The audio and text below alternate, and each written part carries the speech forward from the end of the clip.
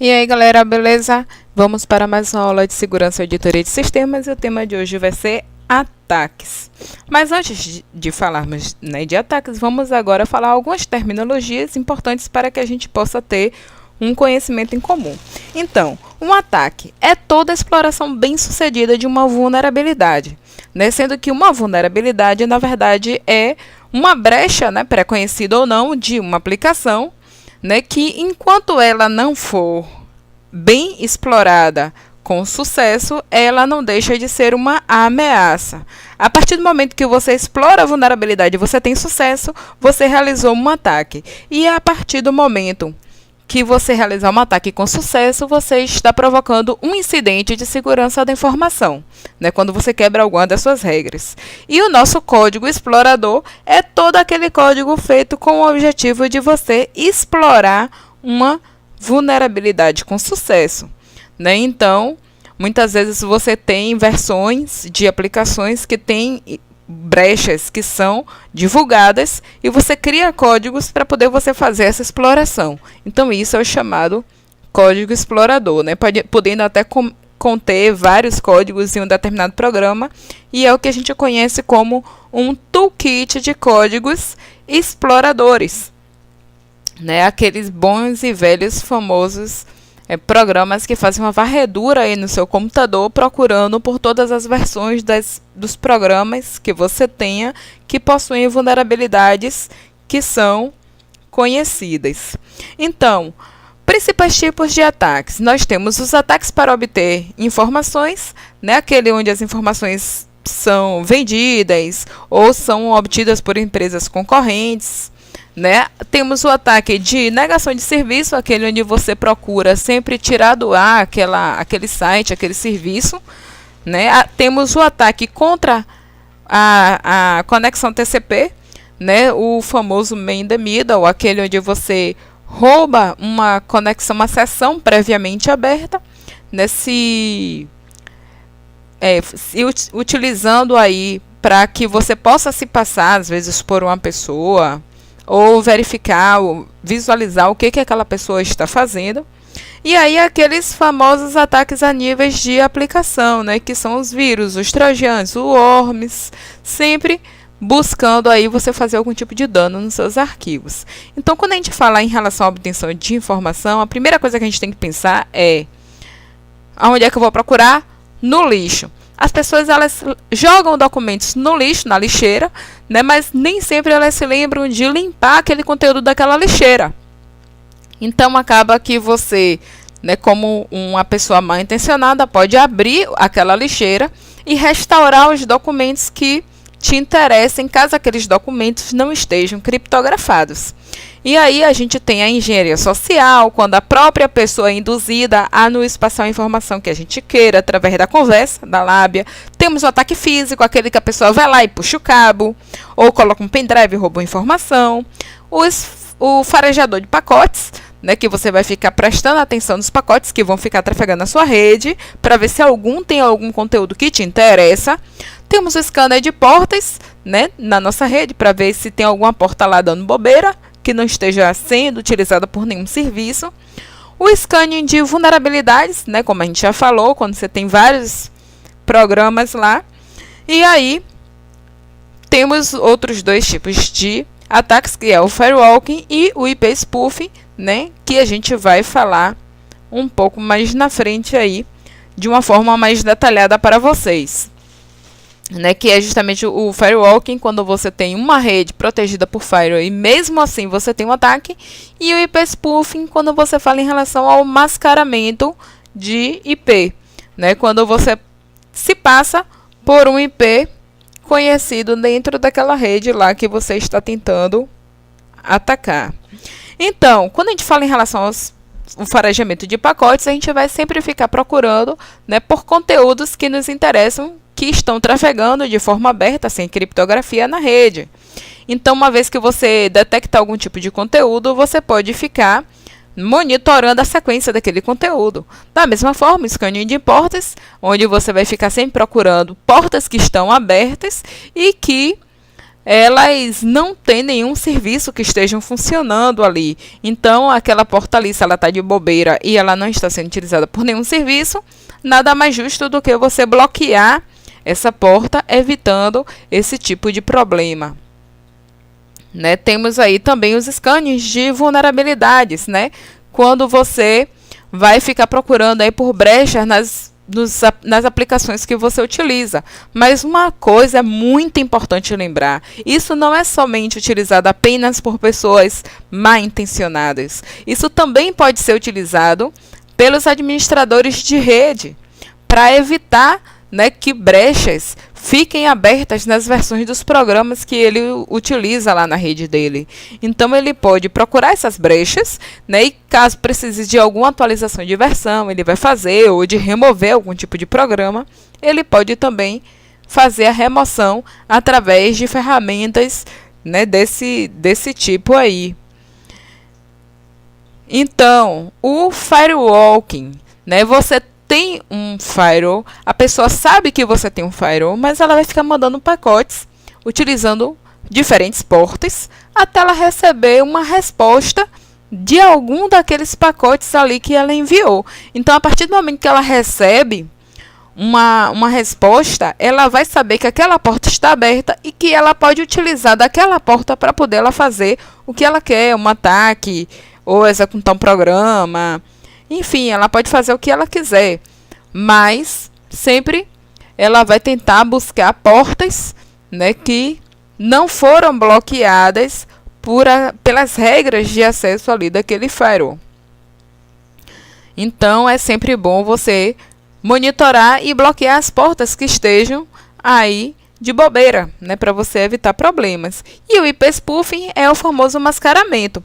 Né? Quando a gente tem aqui, por exemplo, nós temos um atacante que ele, apesar de ter o IP original 1.1.1.1, ele mascara o IP dele original com o IP válido de uma rede que ele quer atacar, que é o 3.3.3.3, e ele bota como máquina de origem para aquela requisição a máquina 2.2.2.2. Então, ele vai enviar os pacotes para aquela rede, o pacote vai chegar na vítima dele, do endereço 2.2, e essa vítima ela vai enviar uma resposta para a máquina de origem dizendo que ela recebeu aquele pacote. Só que essa máquina de origem, o endereço dela é o 3.3.3.3, que nada tem a ver com aquele endereço. Então, pode acabar ocasionando uma negação de serviço, tanto nessa máquina vítima, por receber diversas requisições, como nessa máquina aí que teve o endereço utilizado como endereço de origem, né, onde você, na verdade, vai receber várias requisições de um pedido que você não fez, né, e pode acabar aí ocasionando em um enfileiramento muito grande de requisições e as máquinas podem acabar caindo. Então, quando a gente entra nos ataques de negação de serviço, nós temos basicamente dois tipos de ataques. O primeiro é o ataque do tipo refletor, onde a gente vai pegar muitas máquinas intermediárias e enviar requisições para essas máquinas para que elas enviem para a máquina, né, com o endereço lá de destino que a gente queira, só que sempre com o meu endereço de origem mascarado. Então, essas diversas máquinas vão enviar diversas requisições para essa máquina de destino, e essa máquina de destino, por sua vez, vai enviar resposta de todas essas requisições para essa máquina de origem que teve lá o seu endereço mascarado. Então, isso aí vai acabar fazendo com que ela receba uma enxurrada de requisições e com que acabe, quando você de fato vai mandar uma requisição válida para essa máquina de destino, ela acabe não aceitando aquela requisição porque ela já está cheia de requisições. Ela acaba ficando entupida, né, de requisições. E o segundo exemplo, é o tipo amplificador, onde, na verdade, você, como uma máquina atacante, vai se utilizar do endereço broadcast da rede para fazer com que todas as máquinas da sua rede se foquem em enviar requisições para a sua máquina alvo. Dessa forma, ela vai ficar também atolada em requisições, não vai conseguir atender a todas, e quando ela receber uma requisição válida, ela não vai ter como processar aquela requisição com sucesso, e vai acabar dando ataque de negação de serviço. E como é que a gente pode evitar isso?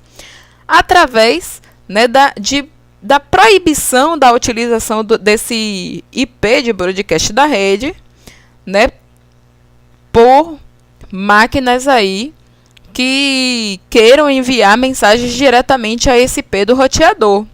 Então, dessa forma aí, se você bloquear esse endereço de broadcast do roteador de receber requisições, você vai evitar, né, que a sua rede sofra de ataques desse tipo. Da mesma forma que o ataque do tipo refletor pode ser bloqueado através de você filtrar pacotes que venham de endereços originais que sejam fora da sua rede. Se você evitar que os endereços de origem não sejam da sua rede, você pode bloquear esse tipo de ataque. E aí o outro tipo de ataque, né, que acaba sendo uma variação também, é o ataque do tipo enxurrada ou SymFlood, onde você vai fazer com que diversas conexões elas sejam abertas em um curto espaço de tempo para uma determinada máquina. Sendo que dessa forma aí, você vai ficar enfileirando diversos pedidos. Esses pedidos eles podem não se completar e a conexão ela pode não se oficializar de fato, né? Ela não estabelecer de fato. E aí você vai ficar aí com a sua lista de requisições cheia. E quando chega uma requisição válida, você não vai conseguir atender. Então, como é que você pode evitar isso? Através da utilização de timeouts para essas conexões. Você vai colocar lá uma regra dizendo que a partir de 20 segundos a conexão não conseguiu se estabelecer, então retire ela da fila.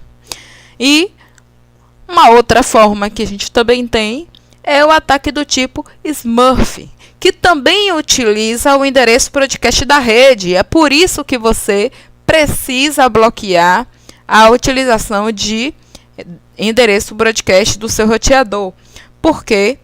Porque através do endereço broadcast, você pode fazer com que todas as máquinas da sua rede pinguem para um destino em comum. E aí, né, de acordo com a quantidade de máquinas que você tenha, aquela sua máquina destino vai acabar caindo através de um simples ping. Então, dessa forma, você bloqueando o endereço broadcast do seu roteador, você acaba evitando vários problemas. E aí a gente vem com o nosso conceito de proxy. Então, o proxy ele é todo aquele servidor que ele vai servir de intermediário para as suas conexões entre a sua rede interna e a internet, a sua rede externa. Então, ele vai servir para monitorar e controlar todo o tráfego. Porque a partir do momento que você utiliza um servidor proxy, tudo o que você fizer na sua rede, que for de requisição a sites, a serviços ou a sua rede externa, vai passar obrigatoriamente pelo proxy.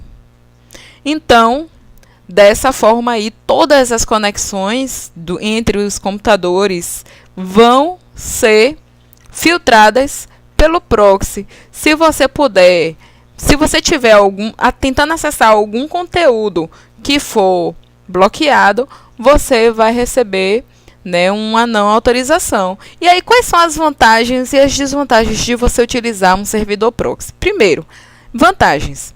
Você vai ter aí a sua rede, né, podendo ser isolada de acordo com os setores da sua empresa, por exemplo. Você pode ter diversas redes, uma rede para cada setor, sendo que se você tem um problema em um determinado setor, não necessariamente aquele problema vai afetar todas as suas outras sub-redes, né? Vai afetar a sua empresa como um todo. Então, você vai ter também logs que você vai poder consultar de registros. Você vai ter cache para fazer uma otimização aí de acesso. E você também pode ter mais de um servidor para fazer um balanceamento de carga. Só que, como desvantagem, você vai ter um pouco mais de lentidão na sua rede, já que você vai ter aí um equipamento intermediário. Assim como também, para cada um dos clientes da sua rede, que forem utilizar, né, sua rede para se conectar à internet, você vai precisar também fazer uma configuração lá do seu IP, do proxy e da sua porta. E também, sempre que você for colocar algum tipo de serviço novo na rede ou algum tipo de aplicação, vai ser necessário configurar o proxy para aceitar aquela porta daquele serviço, para que você possa de fato utilizar aquele serviço. Então, se a gente for ver de acordo com a visão do nosso usuário, nós temos o proxy como algo totalmente transparente. Ele vai enxergar que ele fez uma requisição aqui a um site e que ele recebeu o conteúdo ou não daquele site. Mas ele não precisa ter o conhecimento de que existe aquele proxy. Então, para o usuário final, a existência daquele proxy ela é totalmente transparente.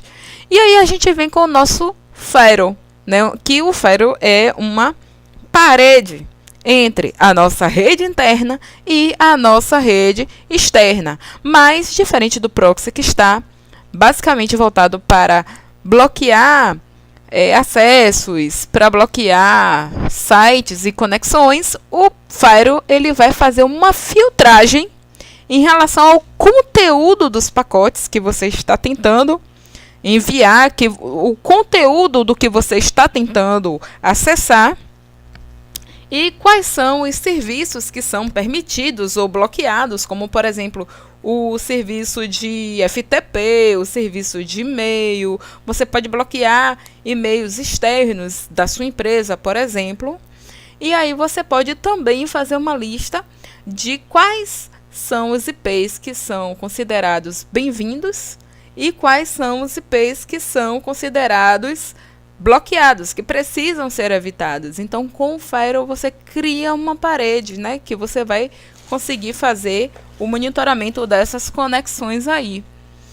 Então, uma vez que você tenha firewall, você também tem que se preocupar em relação aos tipos das filtragens de pacotes que existem nos firewalls, que basicamente nós temos dois tipos. A filtragem estática, onde você colocava regras estáticas em arquivos de configuração, e quando uma requisição chegava, você simplesmente tinha que passar por todas as regras, ser aprovado em todas as regras, e se aquela requisição passasse pelas regras, você seria autorizado a visualizar aquele conteúdo.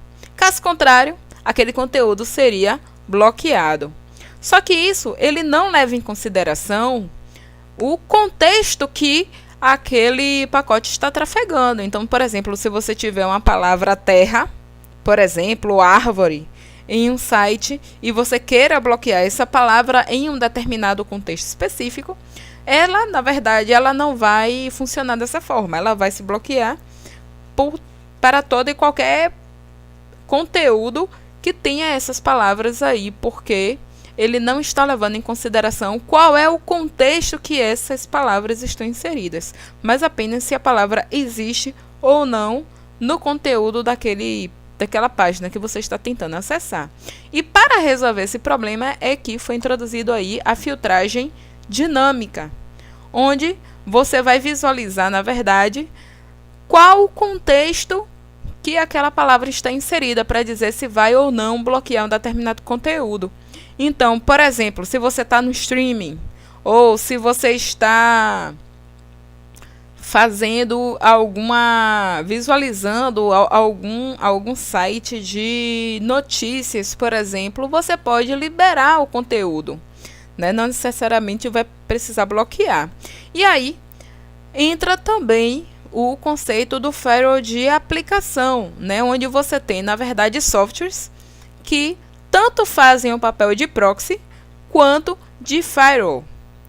São aplicações onde você vai, ela tem aí essa dupla função, você vai configurar as suas regras, né, de modo a que ela possa fazer aí o papel dela de tanto filtrar conexões por portas como por conteúdos. E aí entra o conceito do proxy transparente, onde não necessariamente você terá a obrigação de configurar todos os clientes da sua rede, né? O cliente ele pode chegar na sua rede, ele pode acessar a internet sem a necessidade de uma configuração prévia do seu proxy, porém com uma pequena brecha aí de segurança, já que as regras de acesso vão ser criadas automaticamente à medida que os recursos vão sendo utilizados de rede. E aí, se você não prestar atenção, né, você pode não conseguir bloquear uma atividade maliciosa justamente por você não saber que aquela regra ali, na verdade, né, era necessária.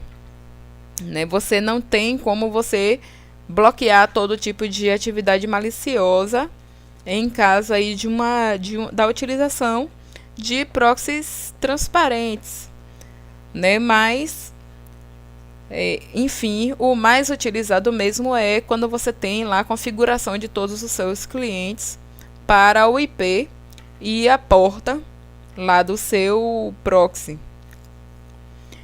Então, vamos agora para as arquiteturas de Firewall. Basicamente, né, nós temos 3 arquiteturas. A primeira, a Dual Homed Host, é a mais simples, né, onde você tem 2 placas de rede, né, em um mesmo computador, sendo que uma das placas é para configurar sua rede interna e a segunda placa é para que você faça uma ponte entre essa rede interna e a internet. De modo que, se você tem esse computador aí com algum tipo de problema, a sua rede vai cair, assim como você também não terá acesso à internet. Enfim, ela é mais simples, porém, ela é menos segura. E aí vem a segunda arquitetura, que é a Screened Host, onde aí você já coloca entre a sua rede interna e a internet, você tem agora a figura do bastião, ou bastion, e um roteador, onde o bastião vai ser responsável pela configuração da sua rede interna e ele estará conectado ao roteador que vai ter acesso lá à sua internet. Então, dessa forma aí, né, você precisa ter um bastião que seja bem protegido, porque caso contrário, se ele sofrer algum tipo de ataque, a sua rede interna vai cair. E aí, você não vai conseguir nem acessar a rede interna, nem acessar a internet. Ele precisa, sim, de mais segurança, né? Sendo que aí a gente vem com a nossa terceira arquitetura aí, que é a arquitetura mais segura em relação a essas duas apresentadas anteriormente, né? E é a Screened Subnet, onde agora a gente vai ter não só a figura do bastião, como também 2 roteadores. Um roteador ligando a nossa rede interna e um outro roteador ligando à internet. Sendo que entre os 2 roteadores nós temos o bastião, né, que conhece tanto o roteador da rede interna quanto o roteador da rede externa. E essa área compreendida por esses 3 equipamentos aí, esses 2 roteadores e esse bastião, ela é conhecida como a zona DMZ, ou seja, a zona desmilitarizada. É a arquitetura mais segura que nós temos para a implementação aí do conceito de firewall em uma rede. E aí, para que você possa ter algum tipo de ataque com sucesso, né, você precisa conhecer qual roteador que está ligado à internet, né, fazer um ataque nesse roteador, mas a sua rede interna ela não vai cair, porque ela tem lá o seu roteador que está ligado à sua rede interna e temos o bastião, que em caso, né, de uma falha nesse roteador aí que está ligado à internet, ele pode fazer uma ponte direta entre o roteador interno e a sua internet e aí resolver o seu problema. Então, como nem todos são flores, a gente também tem algumas limitações quando a gente vai falar em relação a firewalls, né? Então, primeiro que nossa rede vai ficar mais lenta por conta de você ter aí um equipamento a mais entre a sua requisição e a internet. Você tem que sempre estar prestando atenção na sua política de segurança para ver se teve algum novo serviço que foi introduzido e você precisa criar uma nova regra para ele. Você precisa sempre se preocupar em relação as regras para esses novos serviços, né? E sempre ter cuidado em relação a você não detectar atividade maliciosa por conta de descuido de usuário, porque às vezes é muito difícil. O cara saiu, foi beber água e deixou a máquina lá desbloqueada, enfim, outra pessoa pode chegar, pode utilizar aquela máquina. E sempre estar mantendo as suas aplicações atualizadas para evitar essas brechas de segurança, as vulnerabilidades, e prestar atenção com tráfegos de equipamentos móveis, por exemplo, que eles passam pela sua rede, mas nem sempre você consegue bloquear o tráfego desses dispositivos. Às vezes eles usam VPN, enfim. Nem sempre é fácil você encontrar aí todas as brechas, né, de segurança. Mas, então, gente, por hoje é só. Obrigada, valeu, galera, e até a próxima.